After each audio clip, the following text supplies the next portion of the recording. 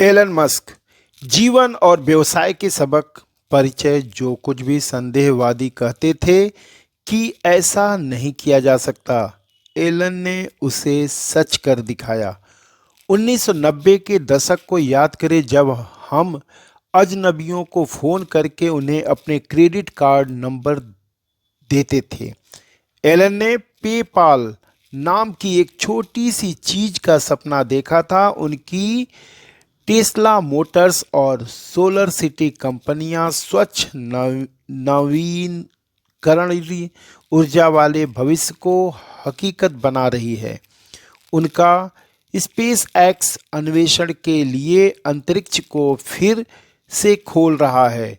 यह एक विरोधाभास है कि एलन हमारे ग्रह को बेहतर बनाने के लिए काम कर रहे हैं, साथ ही वे हमें इसे छोड़ने में मदद करने के लिए अंतरिक्ष यान भी बना रहे हैं। रिचर्ड ब्रैनसन 21वीं सदी के सबसे कल्पनाशील उद्यमियों में से एक एलन मस्क को जीवित किंवदंती के रूप में वर्णित करना बहुत कठिन नहीं होगा। रिचर्ड ब्रैनसन ने उनके गुणों का समर्थन किया। उनकी तुलना हेनरी फोर्ड और जॉन डी रॉकफेलर जैसे दूरदर्शी अमेरिकी उद्योगपतियों से की गई है।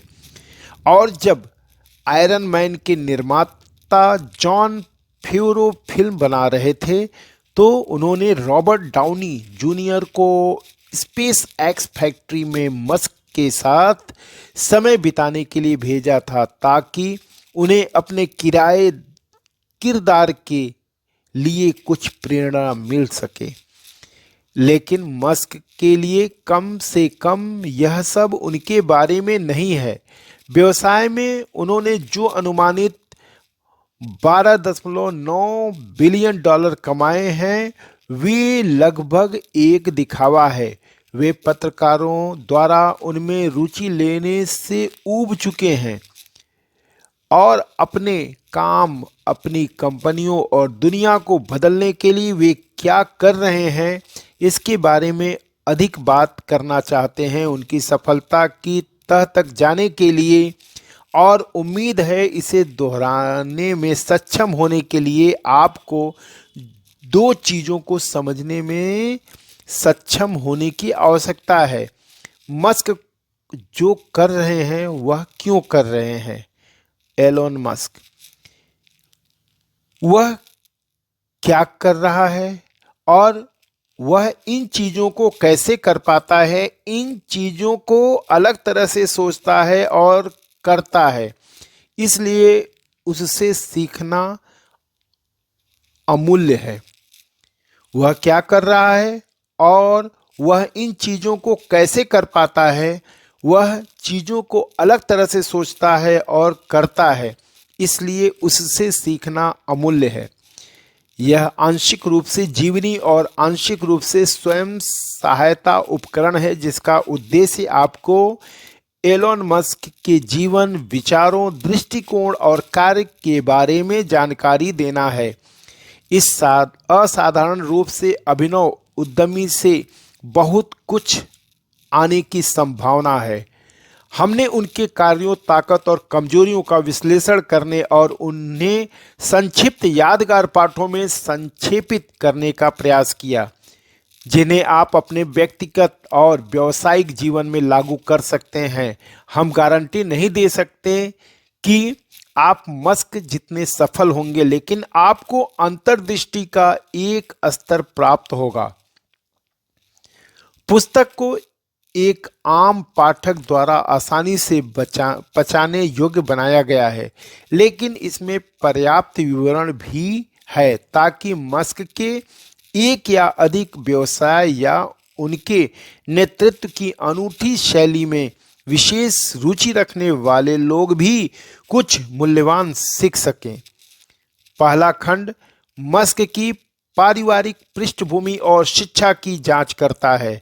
यह आपको यह समझने में मदद करता है कि वह आदमी कहां से आता है, वह क्या है जो उसे वह आदमी बनाता है जो वह है, उनकी शुरुआती प्रौढ़ता और वास्तव में प्रतिभा के कुछ संकेत हैं और आप कई प्रमुख पात्रों के नाम पहचानेंगे जो वयस्कता में उनके साथ रहे, जिन्होंने उनकी सफलता में उल्लेखनीय योगदान किया। सफलता सिर्फ एक व्यक्ति की नहीं बल्कि पूरी टीम की भी होती है। जिप2 और X.com बाद में पेपाल इंटरनेट स्टार्टअप थे जिन्होंने मस्क को सिलिकॉन वैली के एक साधारण गीक से एक करोड़पति बना दिया जिसके साथ हर कोई काम करना चाहता था। स्पेसएक्स और टेस्ला मोटर्स की पर्याप्त कवरेज है जो संभवतः मस्क के दो सबसे रोमांचक और अभूतपूर्व उद्यम हैं, लेकिन सोलर सिटी और हाइपरलूप की भी एक ऐसा विचार जिसकी उत्पत्ति मस्क के बचपन के विज्ञान कथा जुनून से हुई लगती है। अंतिम भाग में हम पुरस्कारों और प्रशंसाओं की जांच करेंगे। शीर्ष दूरदर्शी जिन्होंने दुनिया को बदल दिया, मस्क को जो मिला, उनकी राजनीति और विश्वास और उनका जीवन। हालांकि सार्वजनिक व्यक्तित्व बहुत आत्मविश्वास और सफलता का है, मस्क ने दर्द और त्रासदी भी देखी। उनके व्यक्तिगत संबंधों की प्रेस द्वारा जांच की गई है और कई बार वे अपने काम, अपनी संपत्ति और अपने अहंकार के प्रति पूरी तरह से व्यसन के शिकार हो गए हैं।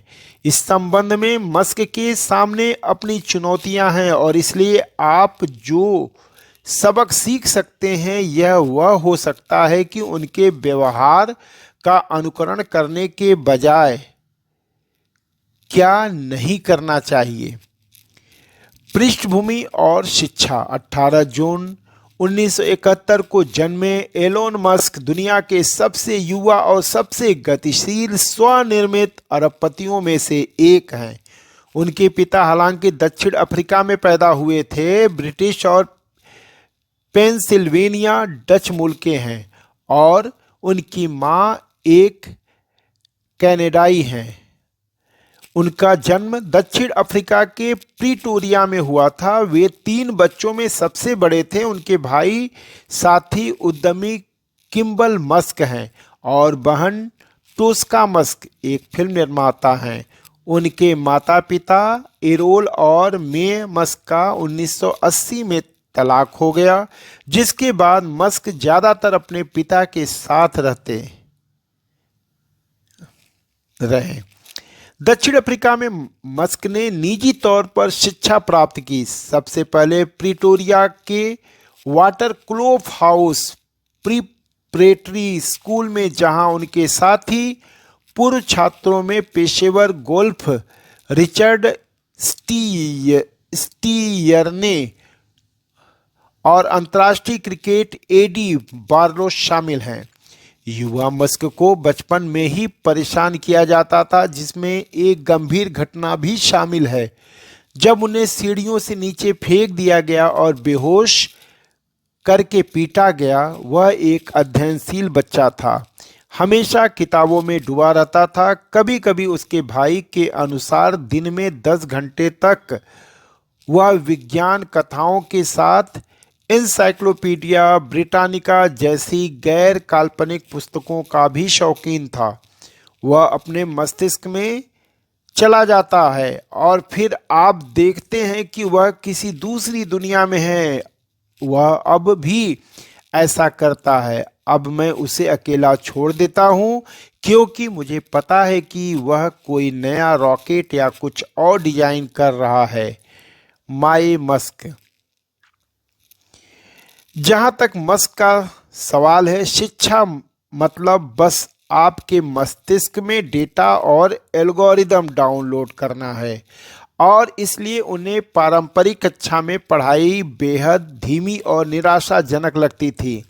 उन्होंने जो कुछ भी सीखा वह कक्षा से नहीं बल्कि अपने पढ़ने से सीखा। पारंपरिक शिक्षा हर किसी के लिए नहीं है।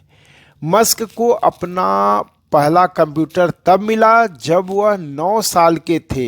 हाउ टू प्रोग्राम गाइड को पूरा करने में उपयोगकर्ता को 6 महीने लगने थे, लेकिन मस्क ने इसे 3 दिनों में ही मास्टर कर लिया। उन्होंने बेसिक का उपयोग करके एक बुनियादी वीडियो गेम ब्लास्टर विकसित किया। वह इसे एक तुच्छ खेल लेकिन फ्लैपी बर्ड से बेहतर के रूप में वर्णित करते हैं। इस होनहार किशोर ने इस गेम को पीसी और ऑफिस टेक्नोलॉजी पत्रिका को $500 में बेचा, जो आज के समय में लगभग $1200 के बराबर है। आप अभी भी इस गेम को ऑनलाइन पा सकते हैं और खेल सकते हैं। उद्यमी के रूप में शुरुआत करने के लिए आपकी उम्र कभी भी कम नहीं होती। उद्यमी के रूप में शुरुआत करने के लिए आपकी उम्र कभी भी कम नहीं होती। स्कूल छोड़ने के बाद मस्क ने दक्षिण अफ्रीका में न रहने का फैसला किया। वह वहाँ की संस्कृति से अच्छी तरह से जुड़ नहीं पाए और उन्हें लगा कि उनके उद्यमशीलता कौशल का बेहतर इस्तेमाल तालाब के पार किया जा सकता है। वह कनाडा चले गए, जहां उनकी मां की राष्ट्रीयता ने उन्हें नागरिकता के अधिकार दिए। उन्होंने 1989 की गर्मियों में क्वींस यूनिवर्सिटी में दाखिला लिया, जहां उनकी पहली पत्नी जस्टिन से मुलाकात हुई और 4 साल बाद, जिनमें से दूसरा आधा हिस्सा पेंसिल्वेनिया विश्वविद्यालय में बताया गया, मस्क ने भौतिकी में बीएससी और अर्थशास्त्र में बीए की डिग्री हासिल की। अपनी उद्यमशीलता की झलक दिखाते हुए मस्क और उनके साथी छात्र एडियो रेसी, जो बाद में द फंडेड और द फाउंडर इंस्टीट्यूट के संस्थापक और सीईओ बने, साथ ही एक्स प्राइज फाउंडेशन के बोर्ड सदस्य भी बने, ने विश्वविद्यालय में 10 बेडरूम का एक फ्लैट हाउस खरीदा और इसे एक नाइट क्लब के रूप में चलाया। शीर्ष दूरदर्शी जिन्होंने दुनिया को बदल दिया। कॉलेज में आपके द्वारा स्थापित रिश्ते व्यक्तिगत और व्यावसायिक संभवतः आपके सबसे महत्वपूर्ण रिश्तों में से कुछ होंगे। अगर आप कुछ 100 साल पहले जाएं तो आज हम जो भी कुछ मानते हैं वह जादू जैसा लगेगा। लंबी दूरी पर लोगों से बात करने में सक्षम होना, चित्र भेजना, उड़ना, किसी देवज्ञ की तरह विशाल मात्रा में डेटा तक पहुंच बनाना, ये सभी ऐसी चीजें हैं जिन्हें कुछ 100 साल पहले जादू माना जाता था। Elon Musk. पेंसिल्वेनिया से मस्क स्टैनफोर्ड यूनिवर्सिटी में पीएचडी की पेशकश लेने के लिए अमेरिका के कैलिफोर्निया चले गए। 24 वर्षीय मस्क के लिए पड़ोसी सिलिकॉन वैली का आकर्षण अनूठा साबित हुआ। हालांकि वे इस कोर्स में सिर्फ 2 दिन ही टिक पाए। एक छात्र के रूप में भी उनके दिमाग में एक अहम सवाल था, मानवता के भविष्य को सबसे ज़्यादा किस चीज़ से प्रभावित किया जाएगा। उनके पास जो 5 जवाब आए वे थे इंटरनेट, संधारणीय ऊर्जा, अंतरिक्ष अन्वेषण, खास तौर पर पृथ्वी से परे जीवन का अस्थायी विस्तार, कृत्रिम बुद्धिमत्ता और मानव अनुवांशिक कोड को फिर से प्रोग्राम करना, जो एक उद्यमी के रूप में उनके भविष्य की दिशा निर्धारित करेंगे। शुरू करना। एक उद्यमी के रूप में आपको यह जानना होगा कि आपके लिए क्या महत्वपूर्ण है। कॉलेज से निकलने के बाद मस्क को पता था कि उनके इंटरनेट की दुनिया में शामिल होना ही होगा। कॉलेज से निकलने के बाद मस्क को पता था कि उन्हें इंटरनेट की दुनिया में शामिल होना ही होगा, नहीं तो वे हमेशा के लिए पीछे छूट जाएंगे। वे बिना बुलाए नेटस्केप की लॉबी में चले गए, लेकिन किसी से बात करने या नौकरी मांगने में बहुत घबरा रहे थे, इसलिए वे बाहर चले गए। अपना खुद का व्यवसाय शुरू करना उन्हें कम परेशान करने वाला लगा और मस्क ने इसे अपने व्यवसाय में ही रखने का फैसला किया।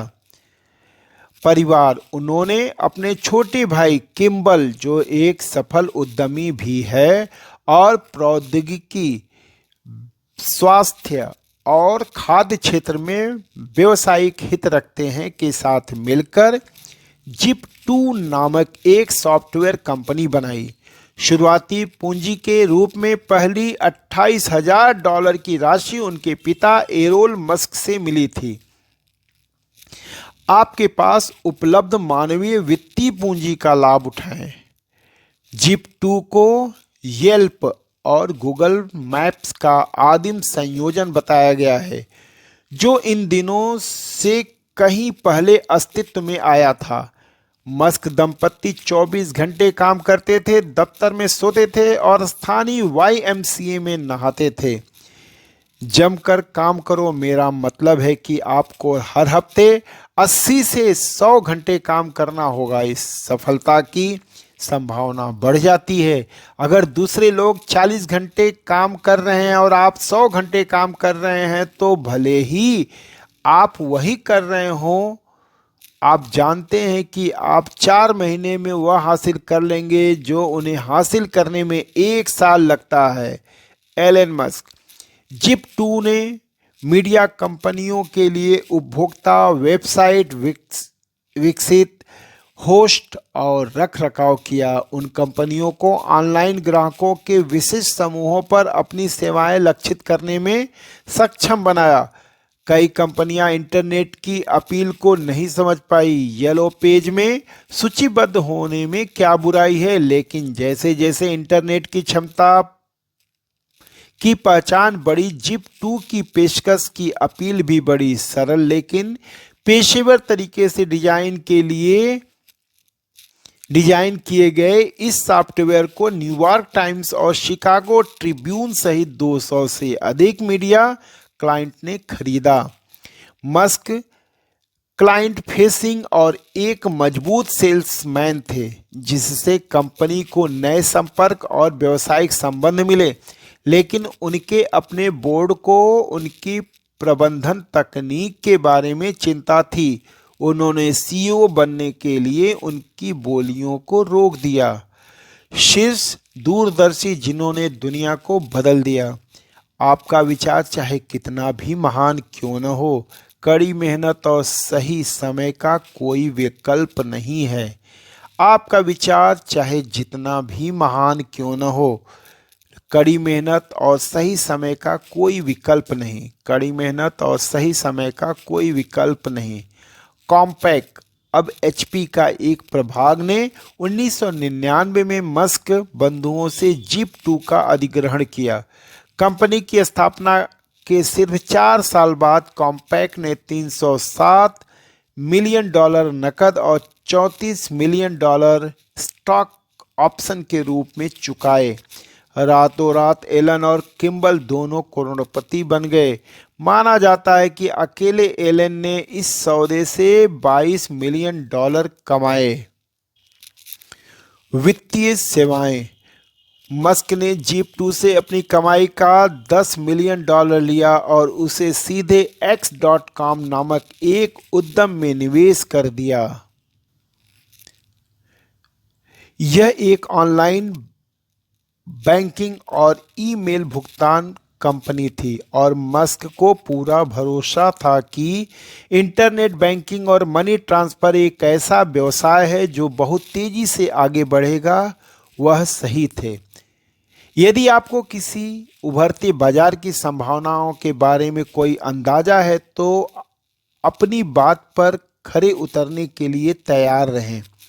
X.com इस क्षेत्र में काम करने वाली एकमात्र स्टार्टअप नहीं थी।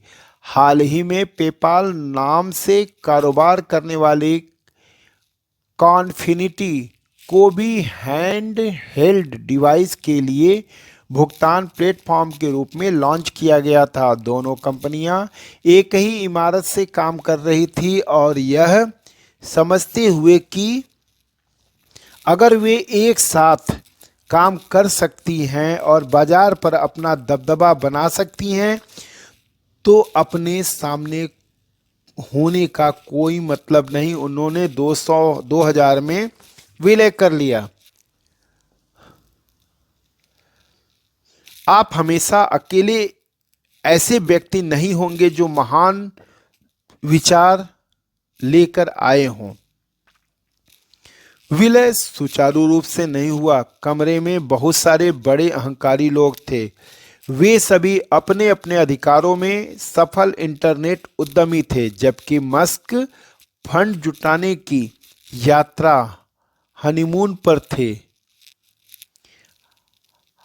अपनी पहली पत्नी के साथ उनके भागीदारी ने तख्तापलट किया और मस्क के स्थान पर पीटर थियल को सीईओ बना दिया गया, लेकिन मस्क को इसे स्वीकार करना पड़ा। उसी समय मस्क चाहते थे कि संयुक्त कंपनी X.com के रूप में व्यापार करना जारी रखे। उन्हें लगा कि कॉन्फिनिटी और पेपाल नाम जल्दी ही पुराने हो जाएंगे। हालांकि ग्राहक सर्वेक्षणों से पता चला कि आम जनता X.com को किसी ऐसे चीज के साथ जोड़ती है जो X रेटेड है, जो ब्रांड के लिए एक गंभीर बाधा थी। इसलिए मस्क को हार माननी पड़ी और 2001 में पेपाल नाम का उपयोग करना शुरू कर दिया। पीछे मुड़कर देखें तो यह सही निर्णय था। पेपाल इस बारे में स्पष्ट था कि वह क्या करता है, जबकि X.com ऐसा नहीं करता था। कंपनी ने केवल ऑनलाइन भुगतान पर ध्यान केंद्रित किया, जबकि X.com ने अपनी अन्य बैंकिंग सेवाएं बंद कर दी। हम सभी अपने करियर के दौरान सीखते रहते हैं। वायरल मार्केटिंग अभियान के कारण पेपाल का विकास तेजी से हुआ। जब नए ग्राहक सॉफ्टवेयर का उपयोग करके धन प्राप्त करते थे तो वे स्वतः ही भर्ती हो जाते थे। इसका उपयोग करना आसान था, खरीदारों के लिए निःशुल्क, विक्रेताओं के लिए किफ़ायती और ऑनलाइन बेहतर वित्तीय सुरक्षा की बढ़ती ज़रूरतों को पूरा करता था। कंपनी अक्टूबर 2002 में सार्वजनिक हुई और अकेले मस्क, जो पेपाल के सबसे बड़े शेयरधारक थे, ने ईबे स्टॉक में $165 मिलियन कमाए।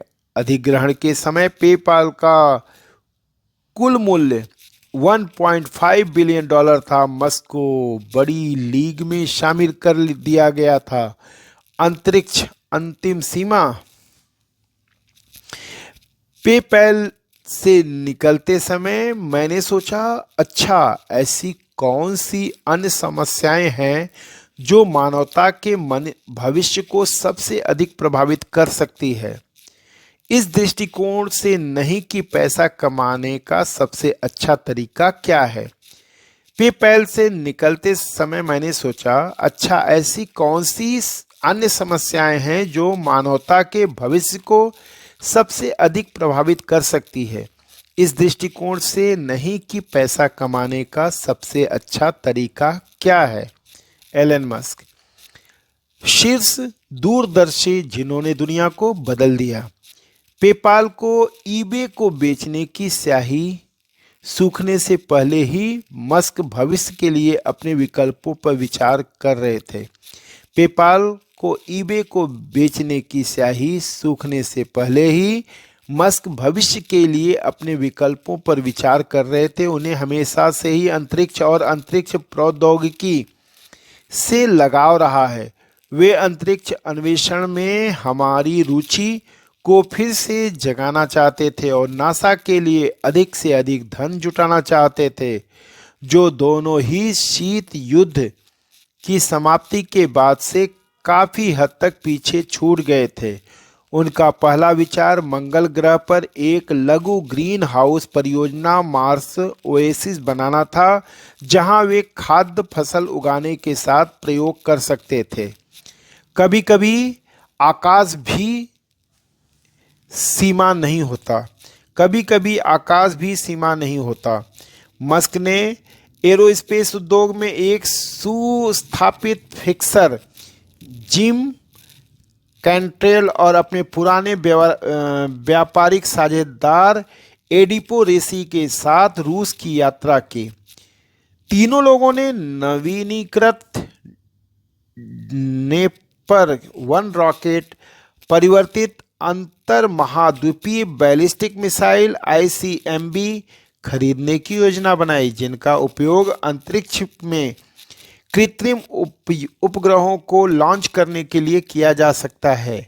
उन्होंने एनपीओ, लाओचकीन और कोस्मोत्रास सहित कुछ प्रमुख रूसी एरोस्पेस कंपनियों से मुलाकात की, लेकिन रूसियों ने उन्हें गंभीरता से नहीं लिया। उनके पास उपग्रहों या अंतरिक्ष प्रौद्योगिकी के अन्य क्षेत्रों में कोई अनुभव नहीं था और अमीर समय बर्बाद करने वाले लग रहे थे। वे खाली हाथ घर लौट गए। सिर्फ पैसे से आप विश्वसनीयता नहीं खरीद सकते। सिर्फ पैसे से आप विश्वसनीयता नहीं खरीद सकते। आपको अपना शोध करना होगा, योजना बनानी होगी और सही स्तर के विशेषज्ञता लानी होगी। वे 1 साल बाद वापस लौटे, इस बार माइक ग्रिफिन के साथ, जो नासा के जेट प्रोपल्शन प्रयोगशाला के पूर्व कर्मचारी थे, जो उस समय अंतरिक्ष यान और उपग्रह निर्माता ऑर्बिटल साइंसेज के साथ काम कर रहे थे। इस अवसर पर समूह की अधिक पेशेवर विश्वसनीयता थी और इसलिए कोस्मोत्रास ने मस्क को $8 मिलियन में एक रॉकेट की पेशकश की, यह मानते हुए शायद काफी हद तक सही कि उनके साथ धोखा किया जा रहा था। मस्क बैठक से बाहर निकल आए और घर की ओर चल दिए। घर वापस आते समय उन्होंने गणना की कि वे मंगल ओएसिस के लिए अपने रॉकेट को कहीं अधिक लागत प्रभावी ढंग से बना सकते हैं। उन्होंने अनुमान लगाया कि आवश्यक कच्चे माल रॉकेट की कुल बिक्री मूल्य का 3% था। 70% सकल मार्जिन का आनंद लेते हुए भी मस्क ने माना कि वह एलोन मस्क लॉन्च कीमत में 10 गुना तक की कटौती हो सकती है। वर्टिकल इंटीग्रेशन और मॉड्यूलर दृष्टिकोण ही उसकी कुंजी होगी। स्पेस एक्स के बीज बोए जा चुके हैं। विभिन्न उद्योगों के मॉडल और रणनीतियों को लागू करने से आप अपने उद्योग में भारी बचत कर सकते हैं। स्पेस एक्स के साथ मस्क का उद्देश्य एक सरल, सस्ता और पुनः प्रयोज्य अंतरिक्ष रॉकेट बनाना था, जो अंतरिक्ष परिवहन की लागत को कम कर सके और अंततः मंगल ग्रह पर मानव बस्ती बसाना संभव बना सके।